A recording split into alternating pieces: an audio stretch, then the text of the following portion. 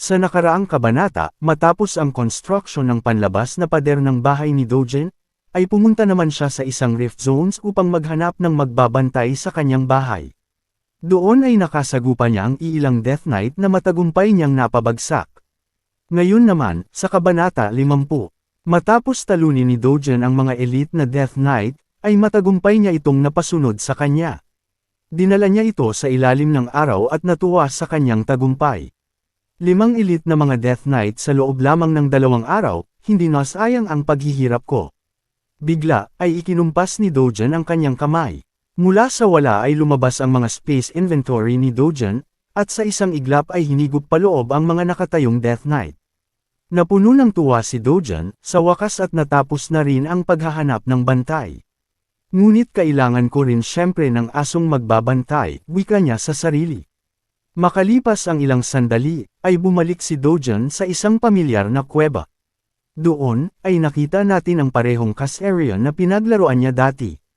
Katulad ng inaasahan sa isang halimaw, ay hindi ito nag-alinlangang ipakita kung sino ang tunay na malakas sa kanila. Nagngit-ngit ito sa matinding galit, nakilala si Dogen bilang ang parehong tao na pumunta na rin dito noong nakaraan. Umalis ka sa pugad ko ngayon din mismo, galit nitong sabi. Ngunit wala sa mood si Dogen para makipaglaro ngayon. Inutusan niya ang Kaserion na sumunod na lamang sa kanya. Subalit hindi natakot ang Kaserion, ano daw ang karapatan ng isang tao na hindi bababa sa isang aso na utusan siya. Mamamatay ka, wika ni Dogen sa Kaserion habang nakatitig ng matalim dito. Sa una ay nagtaka ang halimaw sa pinagsasabi ni Dogen, ngunit dinaglaon ay nagulat ito nang makilala ang tunay na lakas ni Dogen. Napagtanto niya na lubhang naiiba ang lalaking ito kumpara sa iba, hindi niya moari ang hangganan ng lakas nito. At dahil ang Kaserion ay isang matalinong halimaw, ay mas pinili nito ang ligtas na opsyon. Lumipad ito palabas sa kanyang pugad, sakay si Dogen sa kanyang likuran. Lumabas muna tayo sa Rift Zones, utos ni Dogen sa Kaserion. At syempre ay tumutol ang halimaw, iginiit na nandito sa loob ang tahanan niya. Ngunit isang tingin lamang kay Dogen ay sapat na upang sumunod ang Kaserion. Lumipad ito palayo, palabas ng rift. Sa labas ay abala ang mga tao sa sarili nilang mundo. Ngunit nagulat sila nang biglang nandilim ang kalangitan. Pagtingin nila sa itaas ay nakita nila ang isang dambuhalang halimaw, nagtataka sila kung bakit may halimaw sa labas. Pinaalalahanan ni Dogen ang Kaserion na lumipad ng maingat, at baka matamaan niya ang mga gusali. Ikinainis ito ng halimaw, halata naman sa kanyang mata na tila ba handa na itong lumaban. Ngunit hindi ito pinalampas ni Dogen, inutusan niya ang halimaw na ayusin ang ugali nito. At sa wakas ay hindi na nga matiis ng halimaw ang kahihiyani ito, sumigaw ito ng sobrang lakas. Hindi ko na talaga kaya ito, hindi mo ba kilala kung sino ako? Ang sigaw ng halimaw ay nagbigay ng matinding takot sa mga naroon, pakiramdam nila ay paputok na ang kanilang mga eardrum. Ikinatuwa ng halimaw ang reaksyong iyon, tinatanong kay Dogen kung nakita niya ba kung gaano siya kalakas. Ngunit isang tadyak lamang ng paa ni Dogen sa kanyang tagiliran ay sapat na para patahimikin ang pasaway na kaseryang ito. Tinatakot mo yung mga tao, manahimik ka. Lumipat ang eksena sa isang isla ng Pacific Mariana, sa teritoryo ng Guam. Doon, ay lumapag ang Kaserion sa isang lungsod kasama si Dogen. Walang pag-aalinlangan, ay mabilis na bumaba si Dogen mula sa likuran ng Kaserion.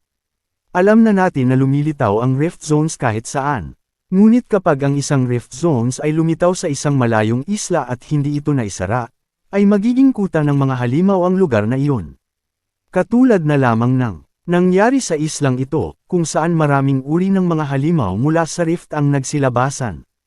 Ang dahilan pala kung bakit ito ang unang lugar na pinuntahan ni Dogen matapos makuha ang Kaserion ay upang kumita ng pera.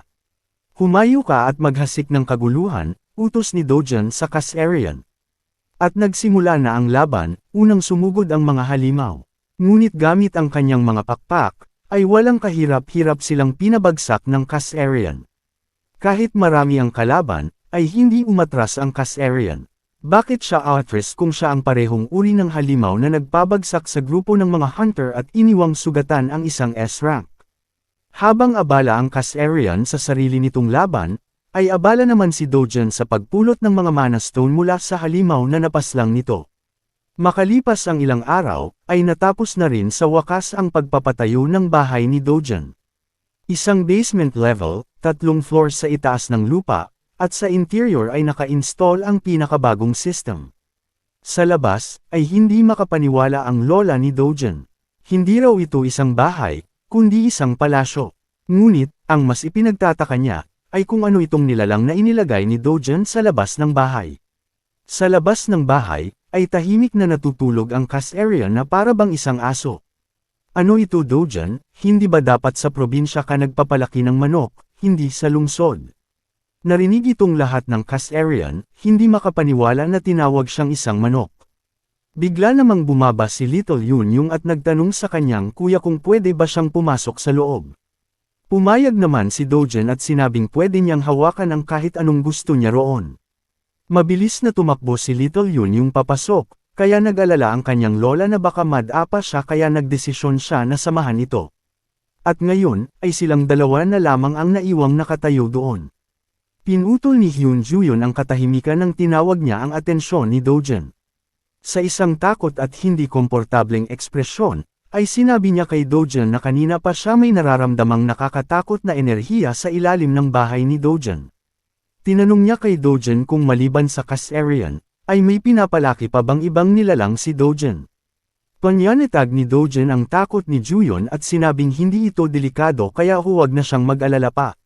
Ngunit sa loob-loob ni Dogen, ay napahanga siya sa talas ng instinct ni Juyon.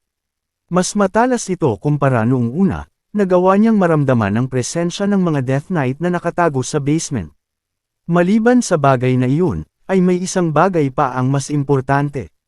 Natuwa si Dogen sa pag-aalaga ni Juyon sa kanyang lola at kay Little Yunyong habang wala siya, nagbigay siya ng taos-pusong pasasalamat kay Juyon. Lumapit siya kay Juyon at inalok ito sa isang kainan ngayong weekend. At syempre, idinagdag ni Dogen na dapat ay silang dalawa lang. The ship is sailing, sabi nga nila.